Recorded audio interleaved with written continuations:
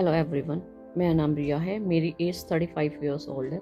मैं आपको ना बताना चाहती हूँ माइटॉक्सी के बारे में। एक्चुअल में क्या हुआ कि अभी 6 मंथ पहले, हालांकि हो रहा था 2-3 साल से मुझे ये सब इशू आफ्टर वैक्सीनेशन, बट अभी 6 मंथ से आप कह सकते हैं कि मुझे हार्ट की तरफ एक अजीब सा पेन था, जिसकी वजह से मैं 2-3 टाइम्स हॉस्पिटल भी गई। और जिस टाइम में मुझे बहुत ज़्यादा हार्ट पेन हुआ, लाइक 9 to 10 o'clock का टाइम होगा नाइट में, उसमें क्या हुआ, हॉस्पिटल में गए, एडमिट हुए। उन्होंने कहा कि आपको शायद अटैक आ सकता है, आप स्टंट डलवा लीजिए ये, और आपको एडमिट होना पड़ेगा, ये सब चीज़ें।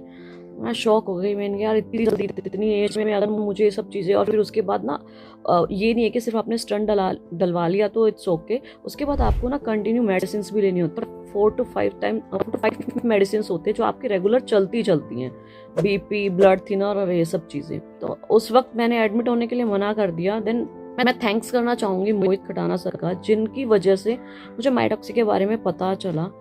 एंड ऑनेस्टली ये वो चीज़ है कि जैसे हम आयुर्वेद से भी थोड़ा सा वो हो जाते हैं कि आप कड़वा है, डाइट मेंटेन नहीं कर पाते, सब चीज़ें नहीं कर पाते, बट जो माइटॉक्सी है वो अमेजिंग है। जिस टाइम मैंने इसे लेना शुरू किया था, 4-5 मंथ्स हो गए, पता मुझे 1 साल से था, बट एक वो होता है ना कि ऐसा लगता नहीं है कि यार ऐसी भी कोई चीज़ दुनिया में होगी, तो हमारा ना बिलीव नहीं होता। हमारा जो सबसे बड़ा इशू है ये जो हमारा ह्यूमन नेचर है, और इस टाइम का जो है हम ना कुछ ओवर थिंकिंग करते हैं ज़रूरत से ज़्यादा। उसमें हम ना, एक तो हमारी गलती भी नहीं है यार, फ्रॉड ही इतना हो रहा है ना लोगों के साथ, ना कोई समझ नहीं पाता कि क्या सही है क्या गलत है। तो जब मुझे उन्होंने बोला, थोड़ा सा कहा कि मैम प्लीज आप ये यूज कीजिए, ये सब कुछ वैक्सीनेशन की वजह से हो रहा है, क्योंकि मुझे हुआ भी उसके बाद से है। अदरवाइज यार मेरी एज जो है सिर्फ 35 ईयर्स है, इसमें किसको इतने इश्यूज होते हैं, और वो भी हार्ट की तरफ इतना कुछ नहीं होता।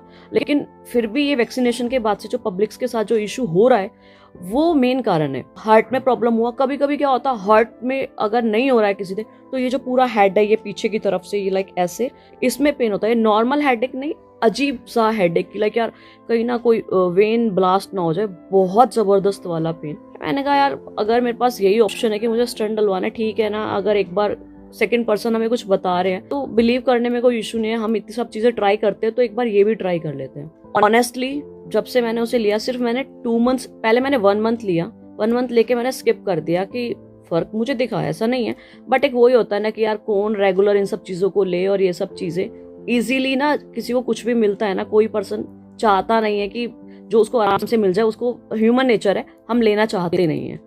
उसके बाद क्या हुआ कि जब मैंने 1 मंथ स्किप कर दिया, मुझे उसके बाद जो रियलाइज हुआ, जो रिलैक्सेशन, हार्ट का पेन फिनिश, जो ब्लड यहाँ पे एक साइड में ना एक क्लॉटिंग हो गई थी, वो ऑलमोस्ट गायब हो गई। तो फिर उसके बाद मैंने इसको रेगुलर स्टार्ट किया, और अभी मेरा चल रहा है, मुझे 3 मंथ्स हो गए हैं लेते हुए।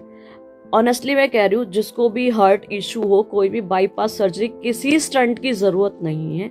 प्लीज आप लाइफ में इतनी सारी चीजें ट्राई करते हैं, एक बार आप इसको ना ट्राई करके देखो।